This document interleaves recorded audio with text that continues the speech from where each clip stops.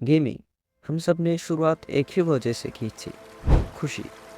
वो डब्बा सा पीसी और वो एंजॉयबल डेल गेम्स। चाहे ग्राफिक्स कैसे भी हो या सेटअप कैसा भी हो, स्टिल हमने वो मोमेंट्स दिल से एंजॉय किया था।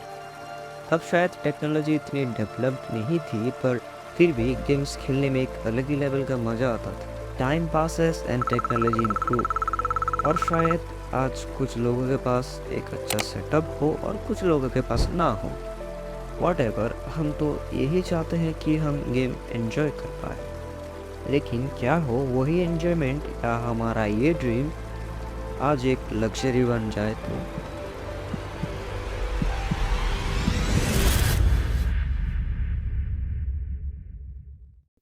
Alright explorers, I want you to picture a scene with me. सोचो कि तुम्हारे पास एक सॉलिड सेटअप है, नॉट इनसेन पर एक अच्छी सी पीसी, एक अच्छा सा जीपीयू एंड एक अच्छी मॉनिटर। पिछले कुछ दिन तुम स्कूल या वर्क में बिजी थे, and now you are finally free. As an average gamer तुम हाइप्ड अप हो, रेडी हो to play some crazy games, and तुम्हें याद आता है वही गेम जो हर लोग बातें कर रहे थे, and you decide to play that game. But जैसे ही तुम डाउनलोड करने जाते हो, what do you see? That damn game is over 100 to 200 GB, और सबसे बड़ी प्रॉब्लम तुम्हारे पीछे में जगह ही नहीं है। अब शुरू होता है एक असली दुख। You have to make some room. तुम अपनी लाइब्रेरी स्क्रॉल करते हो, इसे डिलीट करूं या उसे डिलीट करूं? It's a hard decision man. पर तुम दिल पे पत्थर रख के ये डिसाइड करते हो कि तुम अपनी ओल्ड लाइब्रेरी में से जो गेम्स हैं उनको डिलीट करोगे to make some space.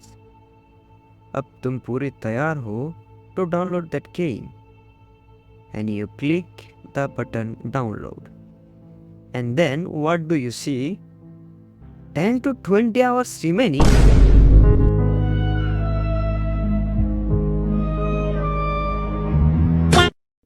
So yeah, अब तक तो तुम समझ ही चुके हो that our first topic is oversize of PC games.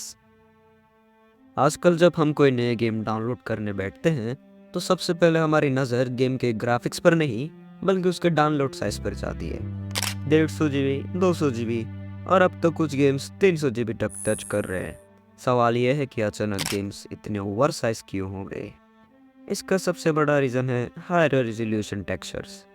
आजकल के 4K मॉनिटर्स और RTX 50 सीरीज के GPUs के लिए डेप्स हर एक पत्थर और दीवार के लिए मैसिव फाइल्स यूज़ कर रहे हैं। एक single uncompressed 4K texture simply 16 MB तक हो सकता है, और जब एक गेम में ऐसे ही हज़ारों टेक्सचर्स हों तो आपका स्टोरेज बस एक मजाक बन के रह जाता है। लेकिन सिर्फ ग्राफिक्स ही एक वजह ही नहीं है, एक साइलेंट किलर भी है जिसे हम अनकम्प्रेस्ड ऑडियो कहते हैं। AAA स्टूडियोज चाहते हैं कि उनके गेम्स का साउंड क्रिस्टल क्लियर हो, इसीलिए वो कंप्रेस्ड फाइल की जगह भारी भरकम ऑडियो फाइल्स यूज़ करते हैं। और कुछ गेम में तो हर लैंग्वेज की डबिंग पहले से ही डाउनलोड हो जाती है, भले ही आप सिर्फ इंग्लिश या हिंदी में खेल रहे होंगे। इसके साथ ही ऑप्टिमाइजेशन वर्सेस डेडलाइन का चक्कर भी है।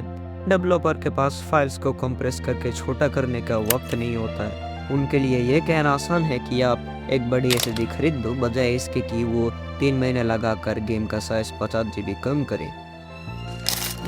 और अगर हम एग्जांपल्स की बात करें तो आर्क सर्वाइवल इवॉल्ट इसका सबसे गंदा एग्जांपल है। सारे DLCs ऑन करके ये गेम 450 GB तक चला जाता है, सिर्फ अनऑप्टिमाइज्ड SS की वजह से।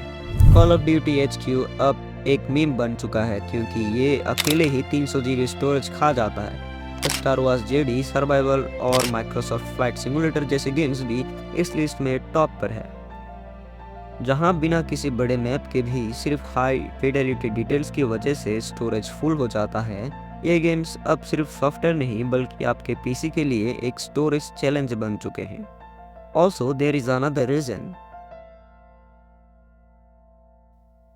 पहले हम किसी गेम की वैल्यू उसकी कहानी और उसकी गेम प्ले से नापते थे, लेकिन आज हमें सिखाया जा रहा है कि गेम की वैल्यू उसका फाइल साइज और उसके आवर्स से डिसाइड हो जाती है। मान लीजिए आप एक शॉप में जाते हैं जहां दो गेम्स की कीमत बिल्कुल बराबर है, मान लो $70। एक 20 घंटे का मास्टरपीस है जिसमें कोई फालतू का काम नहीं है, और दूसरा एक मैसिव 150 घंटे का ओपन वर्ल्ड गेम है, ज़्यादातर लोग उस 150 घंटे वाले गेम को चूज़ करेंगे क्योंकि उन्हें लगता है कि उन्हें अपने पैसों का ज़्यादा फ़ायदा मिल रहा है। लेकिन यही इंडस्ट्री हमें उल्लू बना रही है। डेवलपर्स ये 100+ आवर्स वाले मार्केटिंग टैक्स का यूज़ करते हैं ताकि वो $70 प्राइस की कीमत को जस्टिफाई कर सके, भले ही उसमें से 70% टाइम सिर्फ फालतू के मिशन, साइड क्वेस्ट या कामों में निकल जाता है, और इसे हम नॉर्मली ब्लोट बोलते हैं। ये ब्लोट सिर्फ वर्ल्ड को बड़ा बनाने के लिए नहीं होता, इसे कहते हैं आर्टिफिशियल पैडिंग। एक 20 घंटे की स्टोरी को 100 घंटे तक खींचने के लिए डेव्स लेवल गेटिंग का सहारा लेते हैं, जहां आपको अगला मिशन तब तक नहीं मिलता जब तक आप 5 घंटे तक वही पुराने साइड मिशन बार बार ना करें। और इसीलिए डेवलपर्स बड़े बड़े खाली मैप्स देते हैं जहां सिर्फ पॉइंट ए से बी तक जाने में ही 10 मिनट निकल जाते हैं और बीच में करने के लिए कुछ नहीं होता। मैप में ऐसे बहुत सारी चीज़ें भर दी जाती हैं जिनसे कहानी से कोई लेना देना नहीं होता, बस वो आपके सेव फाइल में टाइम बढ़ाने के लिए डाल दिया जाता है। ये कोई डेप्थ नहीं है, ये बस एक तरीका है ताकि आप गेम जल्दी ख़त्म करके रिफंड बटन ना दबा सकें। और मैं ये नहीं कह रहा हूँ कि जो बड़े या लॉन्ग गेम्स होते हैं वो मज़ेदार या एन्जॉयबल नहीं होते। जैसे कि आप ये देख लो, RDR2 हो गया, गॉड ऑफ वॉर हो गया, ब्लैकस्मिथ वुकंग हो गया। सो मतलब ये निकलता है कि गेम के फाइल साइज या गेम के प्ले टाइम बढ़ाने से गेम अच्छा या एन्जॉयबल नहीं बनता। आजकल डेवलपर्स क्वालिटी से ज़्यादा क्वांटिटी को चुन रहे हैं क्योंकि स्ट्रीम पेज पर यही देखने में अच्छा लगता है, और एज ए गेमर आपका और आपके समय का डिसरिस्पेक्ट किया जा रहा है। वो बस साइज दिखाकर झूठी वैल्यू क्रिएट कर रहे हैं, और आजकल स्मार्ट गेम डिज़ाइन की जगह सिर्फ ब्रूट फोर्स ग्राफिक्स और ब्लोटेड कंटेंट ने ले ली है। जब कोई गेम आपके HD का 200 GB और आपके ज़िंदगी का 100 घंटे ले लेती है तो आपको खुद पूछना चाहिए कि आप सच में गेम एंजॉय कर रहे हैं या आप बस मुफ्त में किसी दूसरी नौकरी पर लगे हुए हैं।